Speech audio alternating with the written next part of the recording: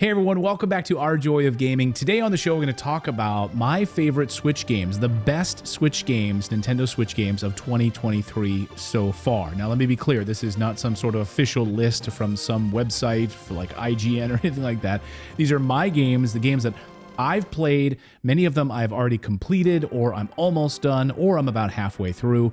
These are games, though, that maybe you've heard of, maybe some of them you have not heard of, and these are games, this is my list. By the way, I should also mention, these are all physical releases as well. These are games that you can actually pick up the actual physical cart. I'm a big physical game collector, so that's very, very important to me. And some of these games I held out even buying. I did not want just the eShop version of the game, the digital version. I wanted the physical edition of the game. That's what I enjoy. And I'll say this about that. I as a physical game collector, the reason I'm a physical game collector is because we've seen these companies take away content, literally go into eShops and get rid of things, or old movie studios that released movies that, people had physically, and they've changed the digital versions of those movies.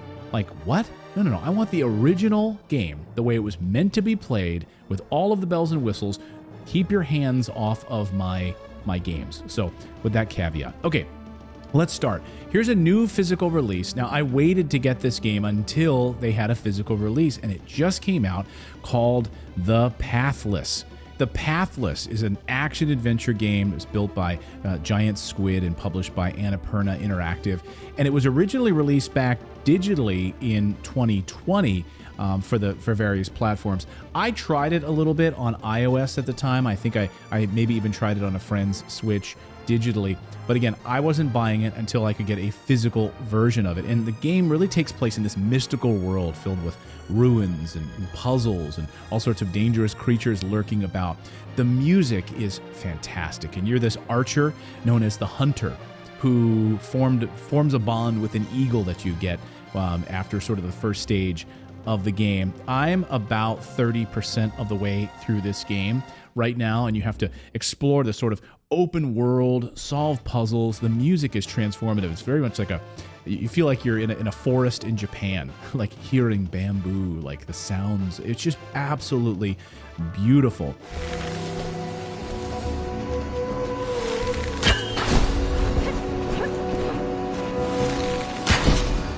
And it's really, I have to say, I've never experienced a game like this with the movement mechanics before. The Hunter can run and jump, and then if you have the eagle, then you can tap the B button and glide and just float along, and then even go higher if you get additional feathers. You can even fly up higher onto different platforms. And what's cool about the eagle too, you have to like pet the eagle. Like if you get into some bad action and you're fighting a bad guy and you get beat up, the eagle will lose its magic, and the way that you restore the eagle's magic is that you pet it. And even using the Joy-Con, it's like up and down, left and right and over, and you have to like be precise about how you're petting this eagle to give it its magic back again. The game's visual designs are absolutely stunning. The art style is really beautiful. It has beautiful cel-shaded graphics, a lot of beautiful colors. I've been playing it on the OLED Switch, but then also playing it on my big screen television. And what's really cool about the mechanics is as you're sort of floating along, and as you fire your arrow, you can be propelled more quickly by hitting these different targets with your arrows. And as a kid who went to camp and loved archery, was a huge fan of Hawkeye growing up, I love having a hunter that uses a bow and arrow as the main weapon. The soundtrack, though, I will say the soundtrack is absolutely beautiful. It really has this amazing score by Austin Wintory, who worked on another game called Journey, you might remember. The Pathless is a great addition to pick up for sort of all ages. Here's a game which you've heard me talk about, you've heard Miles and I talk about here on the show, and that is Fire Emblem Engage. This game came out at the end of January on the Switch, and I have to say it's quickly become one of my favorite games of all time. And of course, I also here have the Fire Emblem Engage Special Edition, which I've shown off here on the show as well. You can see the art book and all the cards and the steel book and a lot of the really, really, really beautiful. So what can I say about this game? I love Fire Emblem Engage, and I have to admit something. Of course, this is really like the anniversary, like bringing back all of these other Emblem characters over the years from the Fire Emblem series. I've never played a Fire Emblem game before. I know. So this was our first entry into the series, and now I'm exploring all of these other Fire Emblem games. So I'm diving deep back into the DS games and back into Game Boy Advance games and back into the GameCube games as well. So I'm really going deeper into the Fire Emblem history now, because this was really my entry point. So there's been, I know, some criticism, people saying the story wasn't that strong and it was really more about the combat. Others saying that they really love the story. My son really loved the story. I really enjoyed the story, and it was enough. Like, I don't need so much dialogue that I just get so bored. You know, I've played games where, oh my God, stop talking already. Stop talking. So I loved the combat in this. I loved the animation of the combat. Absolutely gorgeous. I love the strategy, having to figure out where on the battlefield to place my people, how to pair up different emblem rings with my heroes, how to attack, how either separating my characters, how to level up, which classes to increase. I love the complexity of this. And I have to say, I barely scratched the surface. I mean, there's so much more that I can do with this game if I want to, but I completed the game because I've got a lot of other games that I want to play, and I will go back and play the DLC. But as far as a game that, if you are interested in a game that you can really sink your teeth into from a strategy role-playing game perspective, give it a shot. I have to say, it starts off a tad slow, and you might be like, oh, I'm not sure if I'm into this, but just give it a few levels. Once you get past that initial, slowness, oh man, then it's game over. Absolutely fantastic.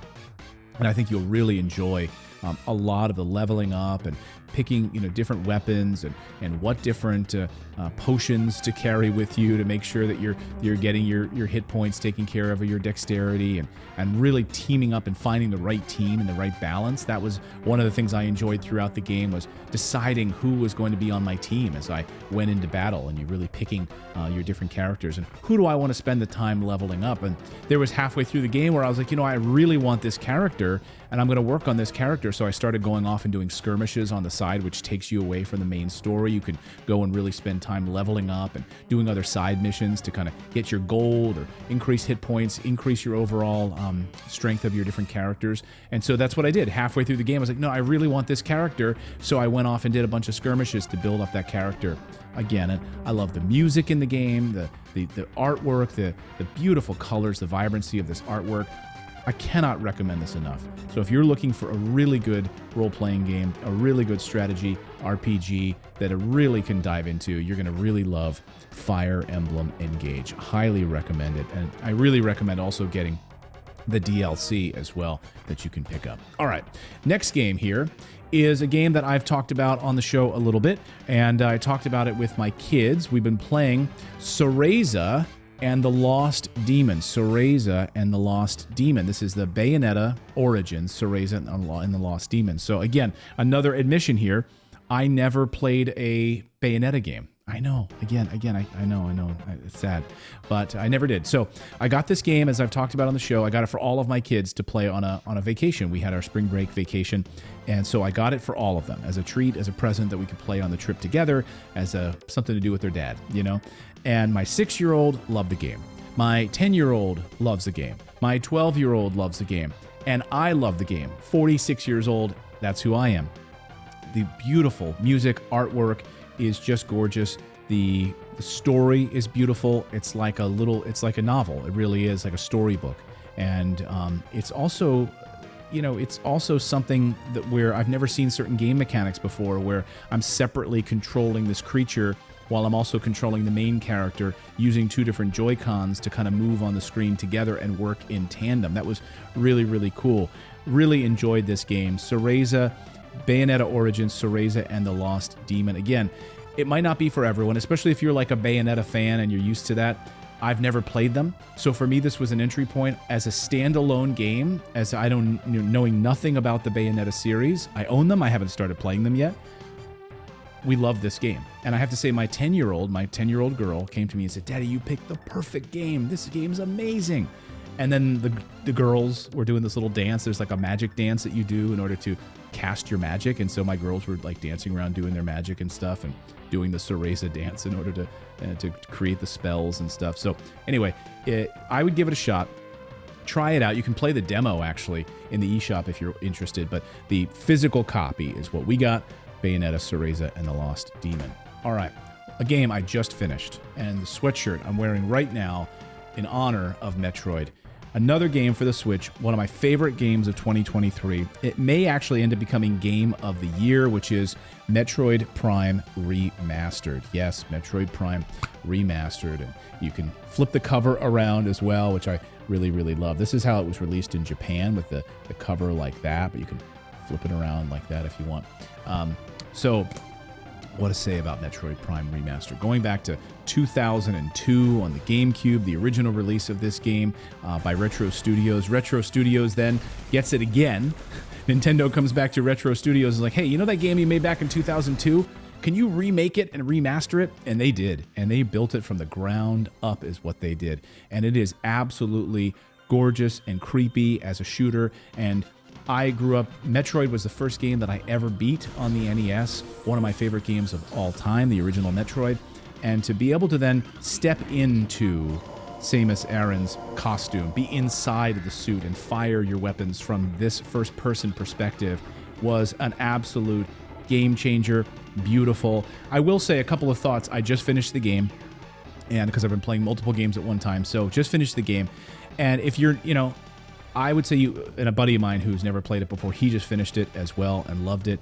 But one thing we were talking about, of course, if you're not used to this, then you're going to be stunned to realize that you have to backtrack quite a bit, right? I mean, in modern games, you're sort of linear, you're moving ahead, you're not really backtracking.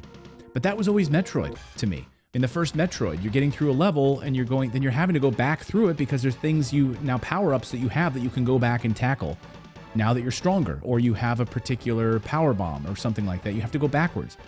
And there's a lot of backtracking in Metroid Prime. If you just kind of go into it knowing that, then just get over it. And in fact, in some ways it kind of helps because you're like, oh, I've been through here before. And I remember there's that door or there's that rock over there that now I have the power, I can explode, blow up, and go in and get that missile expansion and go and pick up that additional artifact or whatever. So yes, there's a lot of backtracking. And the other sort of criticism that I'll say, which is not much of a criticism, it's just the map mechanics. When you launch the map to see the different spots of where you are, it's a little, it's a little 20 years old feeling to it, right? The map mechanics when you're like zooming around and having to get your bearings, and it's a little clunky, right? But hey, it's 2002 remade into 2023. It's a 21-year-old game now on the Nintendo Switch. But there's a lot of people saying that this game may end up getting Game of the Year, and you must add this to your collection for the Nintendo Switch. Absolutely a must-have. Really, really gorgeous. And I have to say, I really hope that they bring back and make some of the other Metroid Prime games in the trilogy. I would really be excited about that. I hope that they are. It seems like that's what they're starting to do with some of these classic GameCube games, is to bring back and make them again on the Nintendo Switch. So I hope that I get to have like 3 of these, in a nice little row of Metroid Prime games on the Nintendo Switch. That would be fantastic. Okay, another game that I was waiting for the physical release of. Now, this did come out in December. This came out in December of 2022, right around Christmas time, but who cares? It's my show. I'm going to consider it 2023 because maybe people got it for Christmas or, actually, and I wasn't even able to get this game. It is Cuphead. I wasn't even able to get it because it was sold out. The physical release of this game, they only got like 1 or 2 copies in, so I didn't even pick this up until January of 2023. And this is the physical release, and let me just show you. It comes with some cards inside and a Cuphead membership. These little beautiful cards. But I love the animation, this 1920s style. So even the story is pretty funny. You play Cuphead, which is a small cup, like an anthropomorphized cup, who then has to made a deal with the devil, and basically lost a deal with the devil at the devil's casino, and then you have to go through this quest to sort of repossess the souls of all these runaway people who have payments with the devil. Like it's kind of a crazy story, but I highly recommend it. It is very, very difficult. Like you think, oh, it's just a cute little cup. Like you're gonna get in here, it's gonna be a little cup game. No, it's not. It is very tough, but just give it a shot. Play through this beautiful artwork and experience. This is a must-have physical edition that you have to get for the Nintendo Switch. Pick it up, Cuphead. Don't just get the digital copy of this. I think it's a gorgeous game, and I really think this is one of those that is absolutely rare. I think it's actually pretty rare, and to go through and get some of the nice little cards inside as well is really cool. Is quite nice. Oh, I should mention, when I was talking about the Pathless also has, I'm playing it right now, so the card's not in here, but these nice little postcards and pictures in here as well. So some of these little bonuses that you get with the physical copy of this game. Okay, next up on my list is Dredge, a new physical Switch game, which is creepy and mysterious and a lot of fun. And you can play it in about 10, 12, 13 hours or so. And I'll just read the back of what Dredge has to say. Fish the unfathomable. Sell your catch, upgrade your boat, dredge the depths for long-buried secrets, explore a mysterious archipelago, and discover why some things are best left forgotten. You can unlock all sorts of powers, upgrade your equipment, find out sort of exotic islands and locations. This is like an unexpected game that I had to pick up, and I'm just scratching the surface of this game, so maybe I'll do a deeper dive review of it. But for a physical release, let me just show you what's inside it. It comes with some different things inside, but here's it comes with this nice map. It's physical. Let me open up this map here, and I love the fact that they come with instruction books, right, and the artwork and different stickers and things like that. These are things you get with a physical release. You get like the different fish and different things, creatures that are here, and some of the different characters and the mystery of this game. And it is creepy. And if you get like sort of stuck out in the water when you're not supposed to, like you'll be stuck there, and you've got to figure out without any sort of equipment, like how to get back, where to go.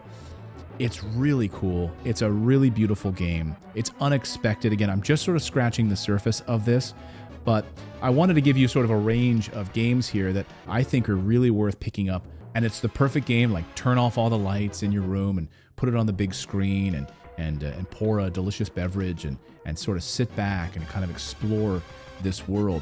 I love when companies like take risks with games, things that who would have thought to come up with this? Like you're a dredging ship, but you're like going along in this like creepy Pacific Northwest like harbor area, and like lighthouses and creepy music, and it has like if you love thrillers and you love mysteries, I love this game so far. So physical edition of Dredge.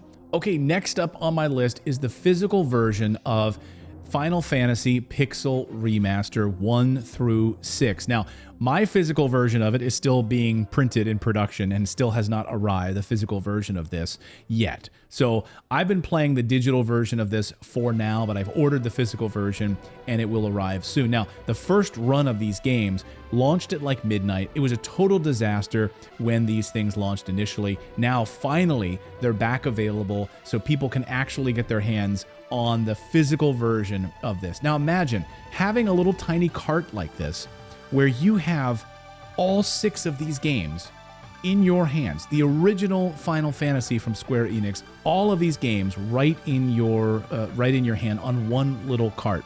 And all of the bells and whistles and options that you can go through and changing the font and speeding up the gameplay. You have the original Final Fantasy game which of course started everything, as well as all of its sequels. You have all of the unique story, the characters, the gameplay mechanics, but you have like a lot of quality of life improvements in this, such as you have the auto battle feature if you want to do that. You can have the fast forwarding function. You can adjust the difficulty level as well. You can give yourself additional hit points and experience points for different battles and so forth. Like, why not do that, right? If you've played through these originally, like I did, the original Final Fantasy games back in the day, to be able to experience these again, beautifully remastered, where you can speed up some of the game mechanics, where going between different parts of the world, let's just go a little quicker. You know what? Life, I'm a little older now. Like, life's a little bit, shorter time frame for me, so I don't need to spend so much time wandering around. Like, let me get to the next battles. Let me get to the next part of the game. All of those things. Let me just say this, though. Like, if you own a Nintendo Switch, you're like, what game should I get for my kids for the first time? Or, I'm telling you, you have 6 games that are these games changed everything. Final Fantasy games changed everything. Playing those games for the very first time, giving your child the experience to be able to sit with them, because maybe they're not used to, wait a minute, I'm doing this like sort of turn-based role-playing game here. I'm, choosing my, and I attack this guy here, and then I wait my turn, and like sit with them and go through that and just watch their faces change as they realize like what this looks like. So like for my son, his first role-playing game that he ever played was Fire Emblem Engage, and I was explaining to him the turn-based structure of this game, and then he fell in love with it. So now imagine getting the original, getting Final Fantasy, the first one, but all 6 of these games on one cart. So again, right now I had to order it through PlayAsia.com, which you can get the Final Fantasy Pixel remasters. Highly recommend. So again, for 2023 right now, for these Switch games, it's a must-have to get the original Final Fantasy games, first 6 games, on one little cart with all of the quality of life improvements that you can come up with. Changing the font, changing the auto battles, playing all of these games in that experience on a portable handheld device. What? On your Switch? And you could play them for the rest of the year. You could play all these games, and that could be the one game that you get that you enjoy for the rest of the year. So highly recommend, and that is one of my choices this year so far in 2023, is getting Final Fantasy Pixel Remastered. All right, I've got one more game. Now, I will say this is not a physical release. This is not a physical release yet. It is out now on the Nintendo eShop. And I reached out to the company because I'm asking them, are they going to have a physical release of this game? And I haven't gotten a response just yet, but I have to think they absolutely will.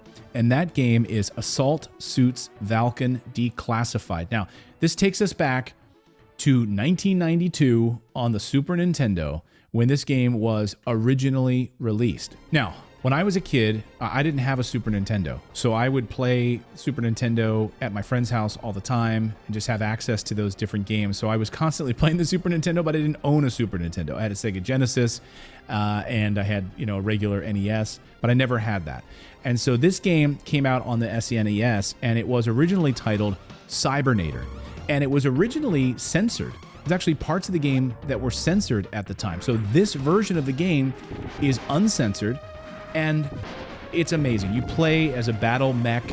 You can fire your Vulcan guns, or you can punch. It's got a jetpack. And I love the mechanics of this game. You really feel like you're sort of lumbering.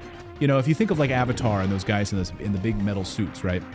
And you feel like what that would feel like to be in a suit like that. That's how the mechanics of this game actually feel. I don't know how they pulled this off, but you feel heavy. You feel heavy, and you feel strong. And it's not so fast that you can just fire your gun like willy-nilly. No, you have to move it lumberingly and fire. And you feel like when you're launching your jetpack, like you're actually, it's a burden for the jetpack because you're so heavy to lift off. Like, that's what this feels like. The music, the soundtrack, oh my God. You've been hearing the music the whole time here because I love this music. And what's amazing in the menu options, you get to listen to the soundtrack or the original, the way that it was originally intended. You can choose those options as well. Another great thing about this game is, first of all, whenever I played it, I think I only ever got to the first level. Like, I don't ever think I finished the first level. This game was hard. So they've added save states to this game. So that is fantastic. As you're making your way along, you get some power-ups, maybe throw in a save there so you don't have to go all the way back to the beginning and start over. This game is unforgiving. Like, if you die, you will start over.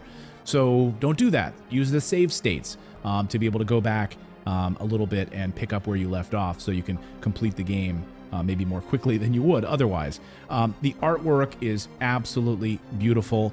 Absolutely love the design of this. Straightforward side-scrolling.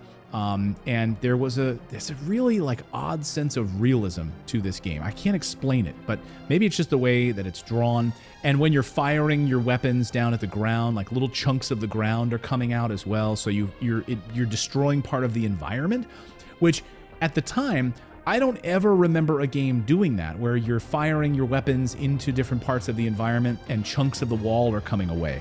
Like that to me, it was new, you know, it was like to experience that. So remastered in this beautiful way on the Nintendo Switch with all of these additional bells and whistles. And I should mention that Rainmaker Studios, in the start menu, you get other options as well. It comes with an 80-page guidebook, so you can read through the guidebook and study all of the different weapons. And there's all sorts of additional bells and whistles with the game's designers, and interviews inside, movies that you can watch inside the cart as well. All on this tiny little cart, which I hope they release the physical version of it. So I know I said that I'm only talking physical versions of games right now, but they have to make this as a physical version of this game with all of these additional. If they make a special edition of this game with the CD soundtrack and the art book and the full 80-page guidebook, I would absolutely buy the special edition of this game. So I'm waiting to hear back from them if they plan on a physical release, but the new updated eShop version of this just came out.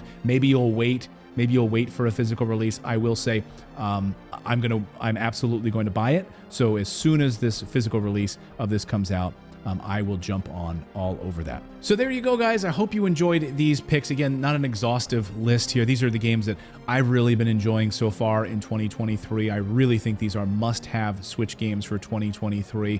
I do have Octopath Traveler 2, but I have not started it yet. So it'd be wrong of me to say that that is one of the choices, because I haven't started playing it yet because I've had so many other games that I've been playing. I cannot wait to play Octopath Traveler 2. I'm sure that will be another one of my picks of the year for the Nintendo Switch. So again, you might want to add that to your collection, but I have not played it yet. But a lot of people that I trust, a lot of people that I love, game reviewers that I love, who I have a lot of reverence for, have loved the game. I can't imagine that I won't, but I can't recommend it because I haven't played it yet. So everyone, let me know in the comments below, what are the games that you've been loving in 2023 on your Nintendo Switch specifically? Games that just came out, games that you're playing for the first time. Share them with our audience. I read all of your comments, and we'll see you next time, everyone.